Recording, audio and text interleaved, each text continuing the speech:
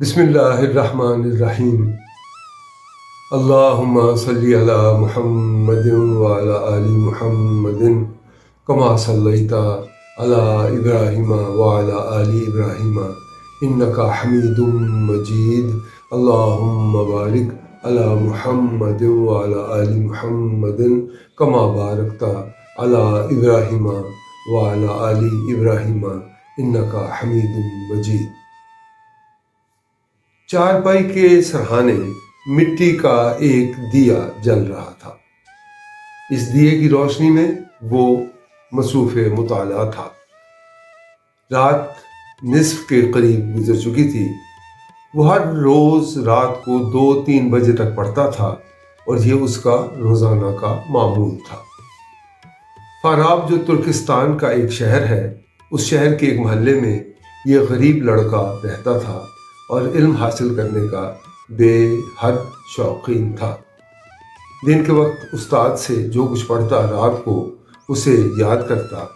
جب تک پورا سبق یاد نہ ہو جاتا اس وقت تک وہ نہ سوتا اور بعض اوقات تو پوری رات ہی پڑھنے میں گزار دیتا۔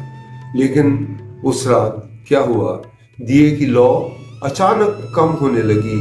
اس نے بتی کو اونچا کیا، پل بھر کے لیے روشنی تیز ہوئی، پھر دیا بجھ گیا۔ وہ جلتا بھی کیسے، اس کا تیل ختم ہو چکا تھا۔ اب وہ بہت پریشان ہوا، آدھی رات کو تیل کہاں سے لاتا؟ تمام دکانیں بند تھیں، کوئی کھلی بھی ہوتی تو بھی اس کے پاس کون سے پیسے تھے کہ ان کا تیل خرید لیتا۔ اپنا خرچ چلانے کے لیے محلے کے ایک بچے کو پڑھاتا تھا۔ اس طرح اسے جو پیسے ملتے اس سے دیے کے لیے تیل بھی خریدتا تھا۔ اور اس بار تشویش کی بات یہ تھی کہ تیل وقت سے بہت پہلے ختم ہو گیا۔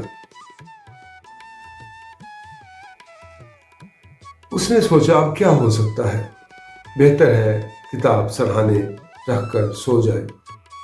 لیکن ابھی تو اسے 2 گھنٹے اور پڑھنا تھا، اور وہ یہ 2 گھنٹے کس طرح ضائع کر سکتا تھا؟ اور پھر اگلے دن کے لیے بھی اسے کوئی انتظام کرنا تھا۔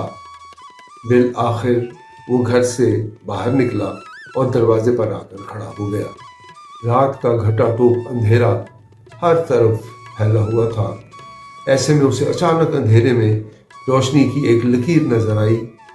اس کے قدم فوراً روشنی کی طرف اٹھنے لگے۔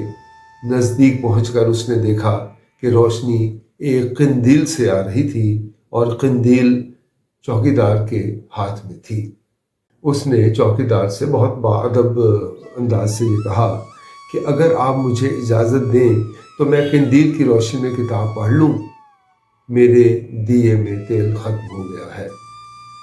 چوکیدار سمجھ گیا کہ بیچارہ غریب طالب علم ہے، چنانچہ اس نے کہا ہاں بیٹا پڑھ لو۔ اس نے قندیل کی روشنی میں کتاب کا مطالعہ شروع کر دیا۔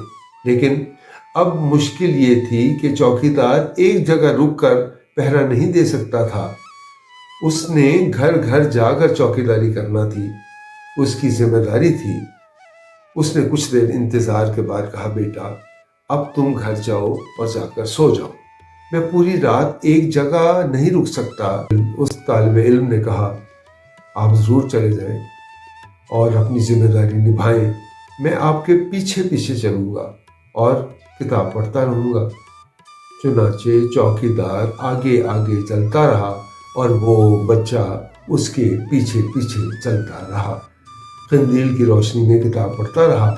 اس طرح کتاب کے مطالعے میں اگرچہ خاصی دقت پیش آ رہی تھی، لیکن اس نے ہمت نہ ہاری اور مطالعے میں مگن رہا، یہاں تک کہ جب 4 بج گئے تو وہ مطالعہ مکمل کر کے چوکیدار کا شکریہ ادا کرنے کے بعد اپنے گھر چلا گیا۔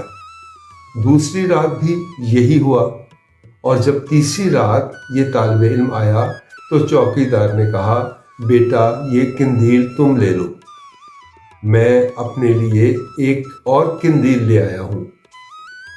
طالب علم نے جب یہ بات سنی تو اس کی خوشی کی کوئی انتہا نہ تھی۔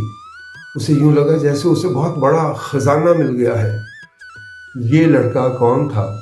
کہ کتاب بینی اور مطالعے کا یہ شوق اس کی تمام لذتوں پر حاوی تھا، یہ لڑکا بڑا ہونے پر ابو نصر فارابی بنا، جو عالم اسلام کے نامور فاضل، معقولات کے ماہر اور بے مثال فلسفی کے طور پر مشہور ہوئے۔ دنیا نے ان کی عظمت کا لوہا مانا۔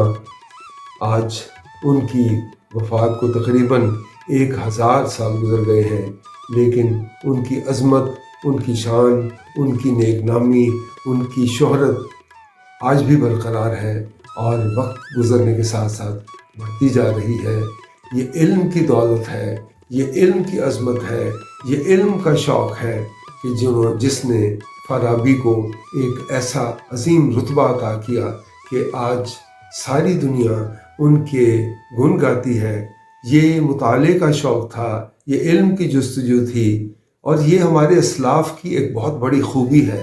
انہوں نے اپنا وقت جو ہے وہ حصول علم کے لیے وقف کیا، انہوں نے اپنی زندگیاں اس نیک کام کے لیے مختص کی ہوئی تھیں، اور یہ ایسا روشن ایک ہمارا سلسلہ ہے، ایک ایسی روشن تاریخ ہے کہ ہم اس پہ جتنا فخر کریں وہ کم ہے۔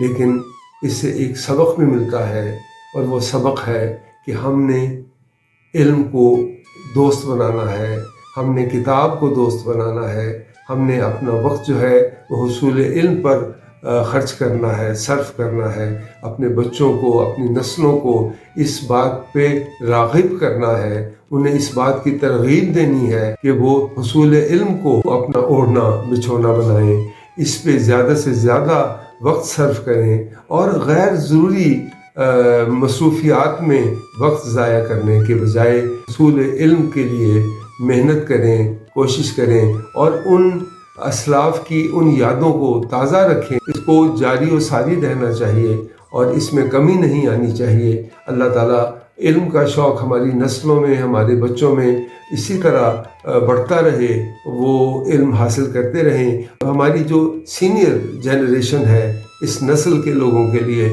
یہ ایک فرض ہے، اور اس پہ انہیں زیادہ توجہ دینا ہوگی کہ ہم نے اپنے بچوں کو اپنے اسلاف کی علم دوستی کی روشنی سے فیض یاب کرنا ہے، ان کو اس روشنی کا پتہ بتانا ہے، اس راستے پہ چلانا ہے، اور جب وہ اس علم کے راستے پہ چل پڑیں گے تو انشاءاللہ کامیابی ان کے قدم چومیں گی، اور وہ اپنی منزل ضرور حاصل کریں گے، اور وہ منزل ہے کامیابی، دنیاوی کامیابی اور اخروی کامیابی، جو ہماری حقیقی منزل ہے۔